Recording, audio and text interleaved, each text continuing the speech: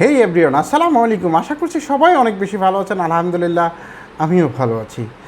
So আজকে special একটি ব্যাপার নিয়ে আসলে খুবই আমি উচ্ছ্বসিত। আসলে এতটা উচ্ছ্বসিত যে কথাবার্তি গোলায় ফেলতেছি। বিষয়টা হলো এমন যে আমাদের সরকার যে কোনো সিদ্ধান্ত নেওয়ার পরে এইভাবে হঠাৎ করে সরে আসে। আসলে সেটা 2 দিনও স্টে করে নাই এই সিদ্ধান্তটি। আসলে এটা ডেফিনেটলি সরকার তার জনগণের কল্যাণের জন্যই করেছেন, সিদ্ধান্ত থেকে সরে আসছেন। কারণ সরকার যা করেন আমরা মনে করি জনগণ দেশের কল্যাণের জন্যই করেন। সো আজকের ভিডিওতে আমি যে কথাগুলো এতক্ষণ বলছিলাম পেঁচিয়ে ঘুরিয়ে, এখন সোজাই বলছি যে অটোরিকশা তুলে দেওয়ার কথা বলে আসলে আলটিমেটলি অটোরিকশা কিন্তু তুলতে পারে নাই। বরঞ্চ এখন যেটা হয়েছে, তুলতে না পেরে বরঞ্চ এটাকে আরও বেশি ফরওয়ার্ড করে দিয়েছে। আগে ছিল অলিতে গলিতে চলতো, এখন কিন্তু মেইন রোডে উঠে যাবে। শুধুমাত্র বলছে 18টি হাইওয়েতে, 18টি রুটে তারা হাইওয়েতে উঠতে পারবে না। বাট বলেনি ঢাকা সিটিতে যে তারা মেইন রোডে উঠতে পারবে না, কোনো কিছুই বলেনি যে গলিতে চালাতে হবে। বিষয়টি কেমন হলো? আগে কিন্তু ভয়ে ভয়ে তারা গলির বাইরে যেত না, দেখছো অলিগলিতেই চালাতো। তো এখন বিষয়টি কী হয়েছে, তারা আরও বেশি ফরওয়ার্ড হয়ে গেছে। এখন তারা একদম ওই যে বাসগুলো আছে এগুলোর সাথে মেট্রো রেলের সাথে পাল্লা দিয়ে পুরো ঢাকা শহর দাপিয়ে বেড়াবে অটোরিকশা। একটা অটোরিকশা আপনার গুলিস্তান চলে যেতে পারবে, নো প্রবলেম। তো কী হলো, করতে গেছেন ভালো, হয়ে গেল খারাপ। আসলে এই ধরনের সিদ্ধান্ত নেওয়ার আগে মিনিমাম আপনাকে 10 বার, 100 বার, 500 বার, 5000 বার আপনাকে ভাবা উচিত, যে প্ল্যান করা উচিত যে আপনি কিভাবে এই প্ল্যানটিকে কার্যকর করবেন। আপনি হঠাৎ করে একটা জাতির উপরে একটা সিদ্ধান্ত চাপিয়ে দেবেন যেটা তাদের দৈনন্দিন রুটিরুচির ব্যাপার, সেটার উপর চাপিয়ে দিলে তো তারা নিতে পারবে না ভাই। কারণ আপনার যখন দেওয়ালে পিঠ থেকে যাবে তখন আপনি তো পিছনে আর যেতে পারবেন না, পিছনে যাওয়ার সুযোগ নেই, আপনাকে সামনেই যেতে হবে। তাহলে কি ডু আর ডাই সিচুয়েশনে তারা পড়ে গিয়েছে আপনার এই সিদ্ধান্তে।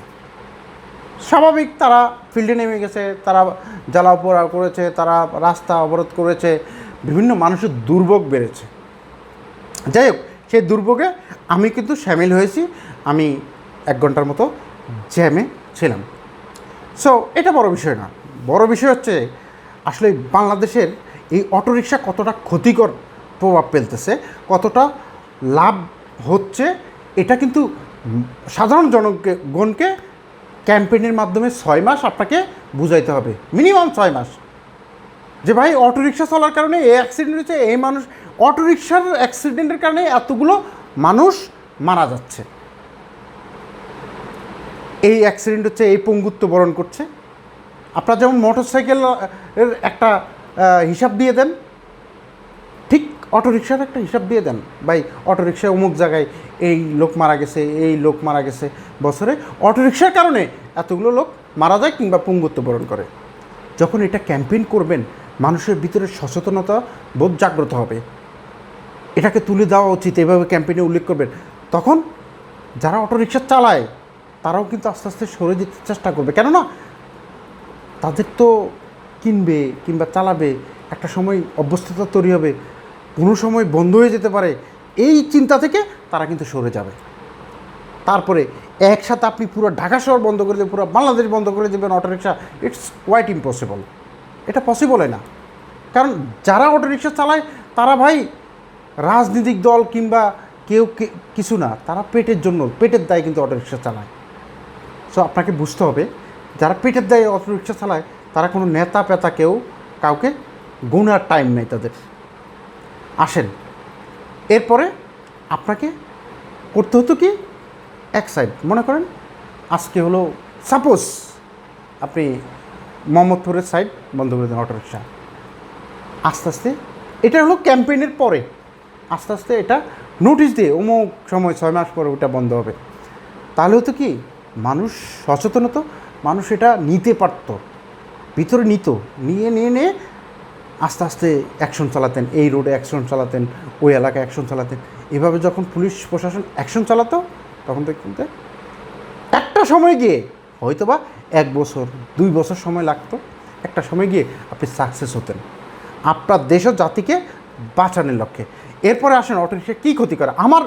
আমি একজন সাধারণ পাবলিক হিসেবে রাস্তায় চলি রেগুলার, প্রত্যেক দিন আমাকে 50-60 কিলোমিটার 70 কিলোমিটার আমাকে রাস্তায় চলতে হয়। কী ক্ষতি করে? অটোরিক্সার স্পিড অনেক বেশি, এটার কোনো বৈজ্ঞানিক ভিত্তি নেই, এটার ব্রেক নেই।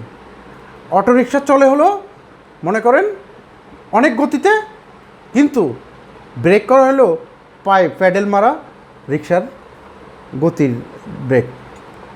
তো কীভাবে এটা ব্রেক করে, যে কারণে ব্রেকটা করা হয়েছে সেটা না হয়ে উল্টাটা হয়ে যায়, মানে অ্যাক্সিডেন্ট উল্টা আরও বেশি হয়ে যায়।